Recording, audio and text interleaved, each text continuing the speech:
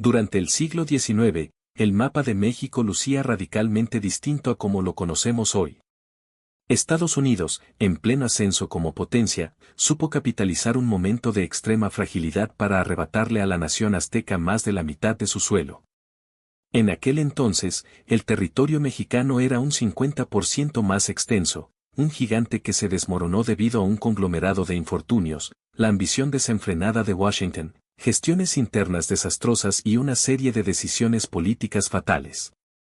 Todo este drama histórico tuvo su epicentro en Texas, una región que en ese entonces estaba prácticamente deshabitada por mexicanos, pero que hervía con la llegada masiva de colonos estadounidenses que ya soñaban con formar su propia república. Antes de profundizar en los detalles de esta dolorosa partición, no olvides suscribirte a nuestro canal y activar la campanita para que no te pierdas nuestras actualizaciones históricas. El mapa perdido, los estados que México poseía.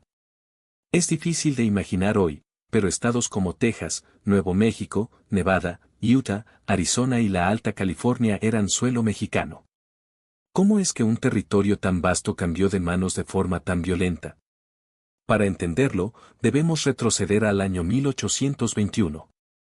1821, el nacimiento de una nación en bancarrota.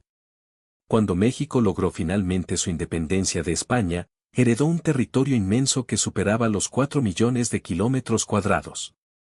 Sin embargo, la herencia también incluía una economía destrozada por años de guerra. España, antes de retirarse, había firmado acuerdos que permitían a ciudadanos estadounidenses asentarse en el norte para trabajar las tierras. Al concretarse la soberanía mexicana, el nuevo gobierno decidió respetar estos convenios con la esperanza de reactivar la economía, aunque con una condición innegociable: se prohibiría la esclavitud de la mano de obra local. A los colonos extranjeros se les impuso el pago de un alquiler, un trato que inicialmente parecía beneficiar a ambas partes. México necesitaba dinero y Estados Unidos buscaba expandirse. Pero las visiones de ambos países eran opuestas. Mientras México se centraba en industrializar el área central, Ciudad de México, las fronteras del norte quedaron en el olvido, llenas de riquezas naturales pero sin presencia del Estado. El sueño expansionista de Estados Unidos. Mientras México intentaba consolidarse, Estados Unidos ya caminaba bajo la ideología del destino manifiesto. Tras fracasar en su intento de arrebatarle Canadá a franceses e ingleses, Washington giró su mirada hacia el sur. Primero compraron la Luisiana a Francia, pero su ambición apuntaba más lejos, querían llegar al Océano Pacífico. Para lograrlo, necesitaban las tierras que México poseía en el oeste. 1835, el cambio de constitución y el caos interno. En 1835, tras 14 años de una soberanía inestable, los conservadores mexicanos impusieron una nueva constitución conocida como las 7 leyes. Este documento ponía fin al sistema federal y establecía un mando centralista desde la capital. La decisión convirtió al país en un hervidero. Los estados del norte, que ya se sentían abandonados, vieron en este autoritarismo la excusa perfecta para rebelarse. Los colonos de Texas, que para entonces ya tenían planes separatistas, aprovecharon el caos para declarar su independencia. 1836, la República de Texas y la Batalla del Álamo. Para mediados de la década de 1830, la población en Texas era mayoritariamente de origen estadounidense. No hablaban español, no compartían la religión católica y, sobre todo, no aceptaban la abolición de la esclavitud decretada por México, ya que sus plantaciones de algodón dependían de ella. Bajo el liderazgo de Antonio López de Santa Anna, México envió un ejército para sofocar la rebelión. Entre febrero y marzo de 1836 ocurrió la famosa Batalla del Álamo. Santa Anna fue implacable, asedió la misión durante días y, tras la victoria, ejecutó a los sobrevivientes. Esta crueldad, lejos de asustar a los colonos, se convirtió en su grito de guerra: Remember the Alamo. Poco después, la historia daría un giro irónico. Debido al exceso de confianza de Santa Anna, el ejército mexicano fue sorprendido mientras dormía en la batalla de San Jacinto. En una masacre que duró apenas 18 minutos, más de 700 soldados mexicanos murieron. Santa Anna fue capturado y, para salvar su pellejo, firmó el Tratado de Velasco, el cual garantizaba la independencia de Texas. México nunca reconoció legalmente este tratado, pero en la práctica, Texas comenzó a funcionar como una república independiente. 1846, el destino manifiesto y el inicio de la invasión. En 1845, Texas se anexó oficialmente a Estados Unidos, lo que México consideró una declaración de guerra. Pero Washington quería más, codiciaban California y Nuevo México. El presidente James K. Polk intentó comprar las tierras, pero al ser rechazado, decidió incitar un conflicto armado. Polk envió tropas a una zona en disputa entre el río Bravo, Río Grande y el río Nueces. El 25 de abril de 1846, la caballería mexicana atacó a las tropas invasoras de Zachary Taylor. Para Polk, esta era la oportunidad perfecta, declaró ante el Congreso que se había derramado sangre estadounidense en suelo estadounidense, aunque técnicamente el territorio era mexicano.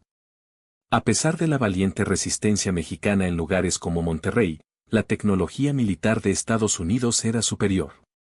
Contaban con artillería de largo alcance y rifles modernos que diezmaron a las filas aztecas.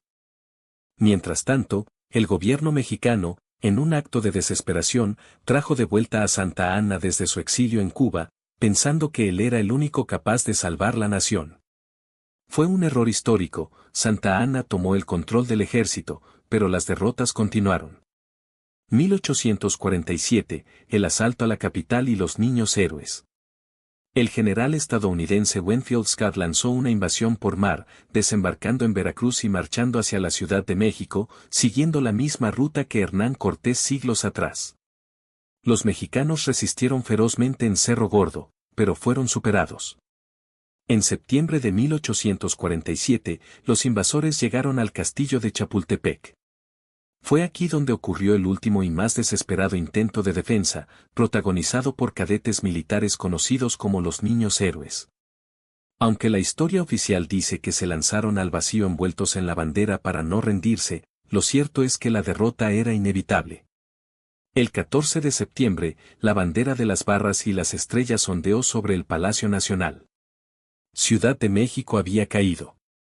1848. El Tratado de Guadalupe Hidalgo y el fin del sueño. Con la capital ocupada y el país deshecho, el nuevo gobierno mexicano se vio obligado a negociar. El 2 de febrero de 1848 se firmó el Tratado de Guadalupe Hidalgo. Con este documento, México reconoció al río Bravo como su frontera norte. Cedió los territorios de California, Nevada, Utah, Arizona y Nuevo México. Estados Unidos entregó $15 millones como compensación por los daños, una cantidad simbólica frente al inmenso valor de las tierras.